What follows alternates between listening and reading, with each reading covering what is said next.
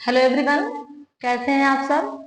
I I hope आप लोग अच्छे होंगे और अपनी पढ़ाई कंटिन्यू कर रहे होंगे बेटा, क्योंकि जून में जो नेट का फॉर्म हम लोगों ने फिल किया है उसकी एग्जामिनेशन की डेट आ ही चुकी है, आपको पता है। और जितने भी एग्जाम हमारे अभी पेंडिंग में हैं उनका भी संभावित जो है वो जून जुलाई अगस्त तक हो ही जाएगा। मैंने अपने प्रीवियस क्लासेस में या प्रीवियस वीडियो में आपको बिजनेस मैनेजमेंट की एक थ्योरी बताई थी जो है 14 सिद्धांतों के ऊपर आधारित थी। ठीक है, आज वही बिजनेस मैनेजमेंट के दूसरे सिद्धांत, पहला तो मैंने आपको फ्रियोल महोदय का सिद्धांत बताया था, आज जो है उसी बिजनेस मैनेजमेंट के दूसरे सिद्धांत अर्थात फ्रेडरिक विंसलो टेलर का जो सिद्धांत जो हमारे होम साइंस के पॉइंट ऑफ व्यू से अत्यधिक महत्वपूर्ण है उसको आज मैं आपको बताऊंगी। ठीक है, पहले हम थोड़ा सा फ्रेडरिक विंसलो टेलर के बारे में जान लेते हैं कि इनका क्या योगदान हमारे बिजनेस मैनेजमेंट में रहा। ठीक है बेटा, तो प्रबंधन के सिद्धांत में जो सिद्धांत फ्रेडरिक विंसलो टेलर महोदय के द्वारा दिया गया है, ठीक है बेटा, उसे क्या कहा जाता है, उसे वैज्ञानिक प्रबंधन का सिद्धांत कहा जाता है। क्या कहा जाता है, सबसे पहली बात, सबसे पहला क्वेश्चन आपसे यही पुटअप होता है कि वैज्ञानिक प्रबंधन का संस्थापक किसे कहा जाता है। तो वैज्ञानिक प्रबंधन या आप कह सकते हो साइंटिफिक मैनेजमेंट। ठीक बेटा, साइंटिफिक मैनेजमेंट का जो सिद्धांत दिया है वो किसके द्वारा दिया गया है, तो कहेंगे फ्रेडरिक विंसलो टेलर महोदय के द्वारा दिया गया है। इससे पहले मैंने आपको फ्रियोल का सिद्धांत पढ़ाया था, जो सिद्धांत कौन सा था, मॉडर्न मैनेजमेंट का, आधुनिक प्रबंधन का सिद्धांत था। आज क्या पढ़ रहे हैं हम लोग बेटा, ध्यान रखिएगा, वैज्ञानिक प्रबंधन। ठीक है, वैज्ञानिक प्रबंधन का मीन्स साइंटिफिक मैनेजमेंट का जो सिद्धांत दिया गया है फ्रेडरिक विंसलो टेलर के द्वारा दिया गया है, इसीलिए विंसलो महोदय को वैज्ञानिक प्रबंधन का संस्थापक या फाउंडर भी कहा जाता है। इन्होंने 1911 में, ठीक है, इन्होंने 1911 में द अमेरिकन मैगजीन नाम से अपने सिद्धांतों को एक मैगजीन में प्रकाशित करवाया था। ठीक है बेटा, नाम क्या था, द अमेरिकन मैगजीन। ठीक बेटा, दूसरा पॉइंट आपका ये रहा। तीसरा पॉइंट क्या है, इन्होंने जितने भी आर्टिकल लिखे हैं, जितने भी इन्होंने आर्टिकल लिखे हैं, लेख लिखे हैं, उन प्रमुख आर्टिकल के नाम आपसे पूछे जाते हैं, जिनमें से जो सब मेन है, दो चार का नाम मैं आपको बता देती हूँ। इनके प्रमुख आर्टिकल में कंक्रीट, प्लेन और रेनफोर्समेंट जो 1906 में इन्होंने क्या किया था, प्रकाशित करवाया, वो उनका पहला आर्टिकल या कह सकते हो ये मोस्ट इंपॉर्टेंट आर्टिकल था। नाम फिर से सुनिएगा, कंक्रीट, प्लेन और रेनफोर्समेंट। दूसरा इनका जो आर्टिकल था जो 1893 में आया, उसका नाम क्या था बेटा, नोट्स ऑन बेल्टिंग। ठीक है, नोट्स ऑन बेल्टिंग था। तीसरा जो इनका मोस्ट इंपॉर्टेंट आर्टिकल छपा था जो 1906 में छपा, वो कौन सा था, on the art of cutting metals. ठीक है बेटा, कौन सा था, on the art of cutting metals. ठीक है, अगला जो इनका सबसे महत्वपूर्ण या हमारे एग्जामों में जो पूछा जाता है वो क्या था, अगला जो इनका सबसे महत्वपूर्ण आर्टिकल था बेटा, उसे कहते हैं the making of the putting green. ठीक है, the making of the putting green. ठीक है बेटा, ये कब आया, तो कहेंगे मैम ये 1915 में आया, ये आया भी है, आपसे एग्जाम में पूछा भी गया है, द मेकिंग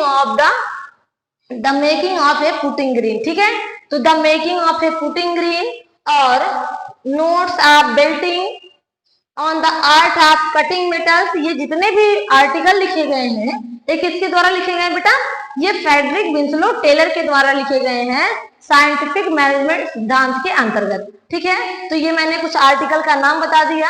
अब हम लोग को पढ़ना क्या है, हमने आपके सामने या जो मैंने पिछली क्लासेस थी उसमें आपको बताया था कि फ्रेडरिक विंसलो टेलर और फ्रियोल महोदय जो हैं ये होम साइंस में प्रबंधन के सिद्धांतों के लिए जाने जाते हैं।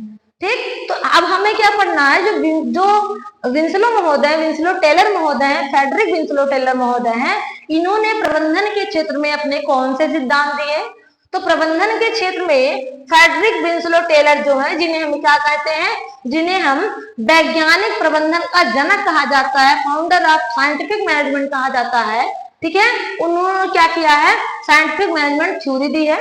तथा इनका मानना है कि वैज्ञानिक प्रबंधन क्या है, वैज्ञानिक प्रबंधन वह प्रबंधन होता है जो कार्य का वैज्ञानिक विश्लेषण करके उसे करने के लिए सर्वोत्तम तरीकों को खोजता है। ठीक है, टेलर का मानना है साइंटिफिक मैनेजमेंट वह मैनेजमेंट होता है जो कार्यों को एनालिसिस करता है, काम को एनालिसिस करता है तथा एनालिसिस करने के बाद बताता है कि जो कार्य करने का मेथड है उसका सबसे अच्छा तरीका कौन सा होगा।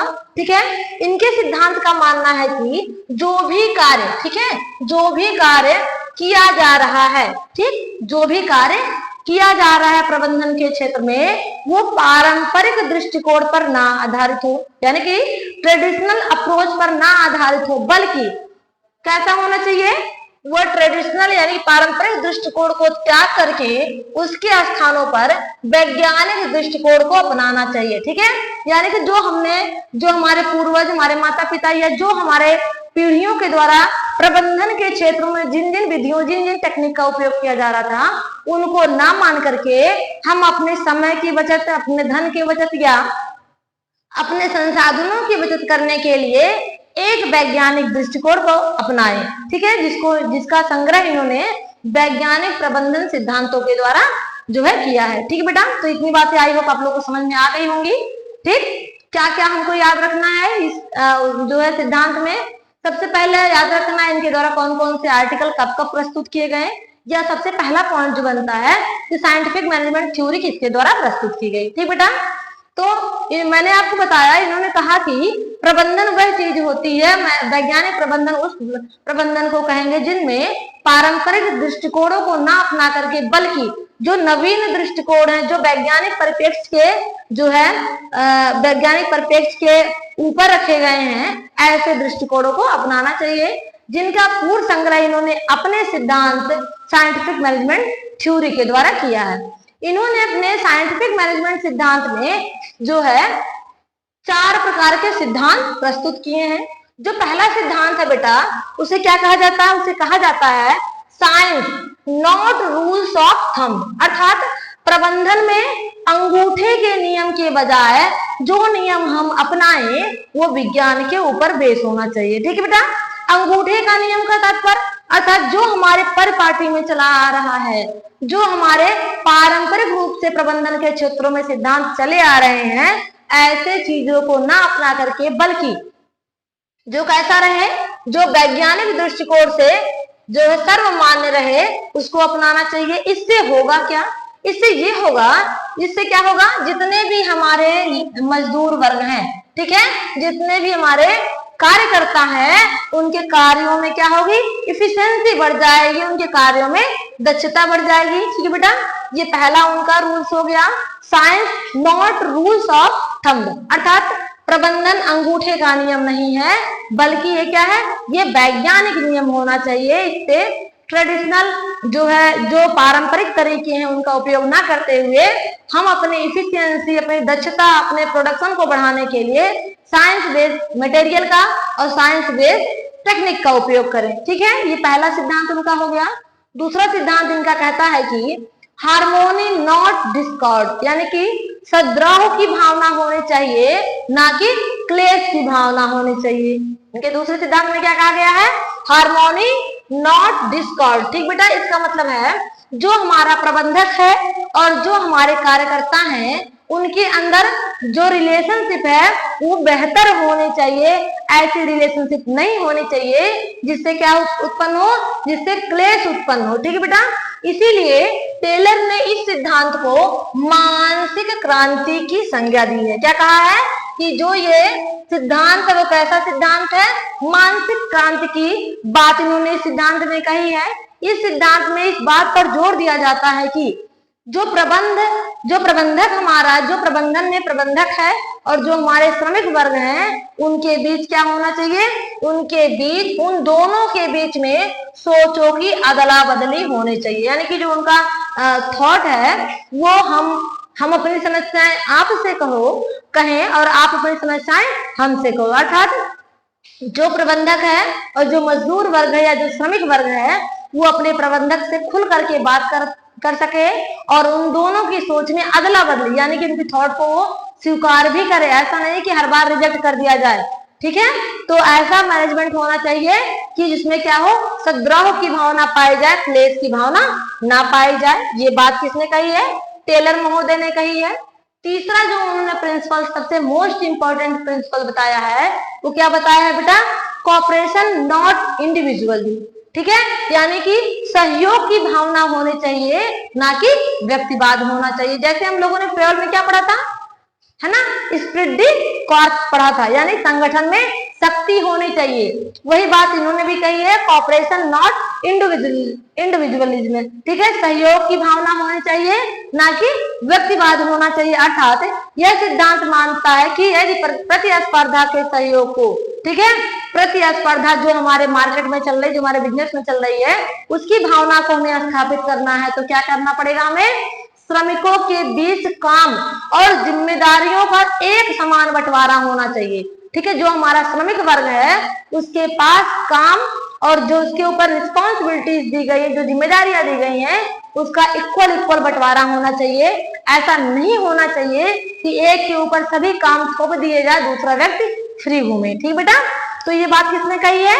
ये बात टेलर महोदय ने कही है कि सहयोग की भावना होनी चाहिए, व्यक्तिवाद नहीं होना चाहिए। इससे क्या होगा?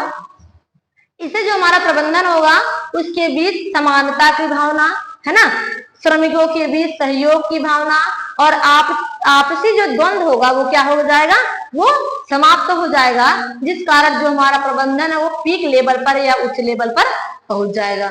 अगले सिद्धांत की बात करें तो जो चौथा सिद्धांत टेलर महोदय ने दिया है वो कौन सा सिद्धांत है? Development of each and every person to his or her greatest efficiency and prosperity, ठीक है, सभी व्यक्ति का उसकी सर्वोत्तम दक्षता और जवाबदारी के अनुसार विकास होना चाहिए, ठीक है। अर्थात जो कर्मचारी हैं उनकी दक्षता के अनुसार, उनकी जितनी भी एफिशिएंसी है, उनकी दक्षता के अनुसार कर्मचारियों को कार्यभार सौंपा जाना चाहिए। उनकी जितनी भी एफिशिएंसी रहे, उनकी जितनी भी दक्षता रहे, यदि उससे ज्यादा भार हम लाद दिए उनके ऊपर हमने ज्यादा बर्डन डाल दिया तो वो गुणवत्तापूर्ण कार्य नहीं रह जाएगा। यदि उससे कम हमने उनको कार्य दिया, जितना उनकी कैपेसिटी है, जितनी उनकी एफिशिएंसी है, तो क्या हो जाएगा? इससे वो अपने कार्यों के प्रति लापरवाह होना प्रारंभ हो जाएंगे, जिससे हमारे प्रबंधन में या जिससे हमारे संस्थान में, हमारे संगठन में क्या होगा? क्लेश की भावना उत्पन्न होगी, ठीक बेटा। तो इस सिद्धांत के अनुसार यानी कि सभी व्यक्ति में उसकी सर्वोत्तम दक्षता और भागीदारी के अनुसार क्या होना चाहिए? विकास होना चाहिए। यदि उनके अनुसार, उनकी दक्षता के अनुसार कार्य नहीं सौंपा जाएगा तो प्रबंधन हमारा सही ढंग से नहीं चल पाएगा। अर्थात 4 प्रकार के सिद्धांतों की बात टेलर ने कही है, जो एक बार हम आपको फिर से रिवाइज करवा देते हैं। पहला उन्होंने क्या कहा है? Science not rules of thumb, अर्थात प्रबंधन में अंगूठे का नियम नहीं चलेगा, बल्कि कैसा नियम चलेगा? बल्कि वह नियम जो वैज्ञानिक दृष्टिकोण पर आधारित होना चाहिए, उसका उपयोग करना चाहिए। दूसरा जो उन्होंने कहा, हार्मोनी नॉट डिस्कॉर्ड, यानी सद्भाव की भावना होनी चाहिए, क्लेश की भावना नहीं होनी चाहिए। इस सिद्धांत को टेलर ने मानसिक क्रांति कहा है, क्योंकि इससे जो हमारा प्रबंधक होगा और जो हमारे श्रमिक वर्ग होंगे, उन दोनों के बीच जो संबंध होगा वो मजबूत बनेगा। जो तीसरी बात कही है, कॉपरेशन नॉट इंडिविजुअलिज्म, सहयोग की भावना ना तो व्यक्तिवाद होना चाहिए, ये स्प्रिट दी कॉर्प्स पर आधारित है। इससे क्या होगा? इससे जो हमारा प्रबंधन है, जो हमारा संगठन है, वो इम्प्रूव होगा। सब लोग एक दूसरे का सहयोग करके अपने लिए नहीं, बल्कि हम की भावना नहीं, मैं की भावना नहीं, बल्कि हम की भावना का विकास इसमें होगा, ठीक है, जिससे हमारे संगठन में प्रोडक्शन बढ़ेगा, है ना, लोगों के अंदर कौशल बढ़ेगा। अगला जो चौथा सिद्धांत उन्होंने दिया है, development of each and every person to his or her greatest efficiency and prosperity, ठीक है बेटा। सभी व्यक्ति का उसकी सर्वोत्तम दक्षता और भागीदारी के अनुसार कार्यों का सौंपा जाना, है ना किसी को कम और ना ही किसी को ज्यादा, ठीक है। आई होप आप लोग को आज क्लास अच्छी लगेंगी। इसको आप लोग भी केयरफुल होकर के एक बार जरूर देखिएगा, क्योंकि ये क्वेश्चन आपसे होम साइंस के मैनेजमेंट टॉपिक से अक्सर पूछ लिए जाते हैं। सबसे ज्यादा ये नेट में पूछे जाने वाले महत्वपूर्ण टॉपिक है, तो प्लीज इसको एक बार जरूर देखिएगा। और यदि मेरी क्लासेस आपको अच्छी लगती हो तो प्लीज जो है चैनल को लाइक, शेयर और सब्सक्राइब अवश्य करिएगा। Bye bye.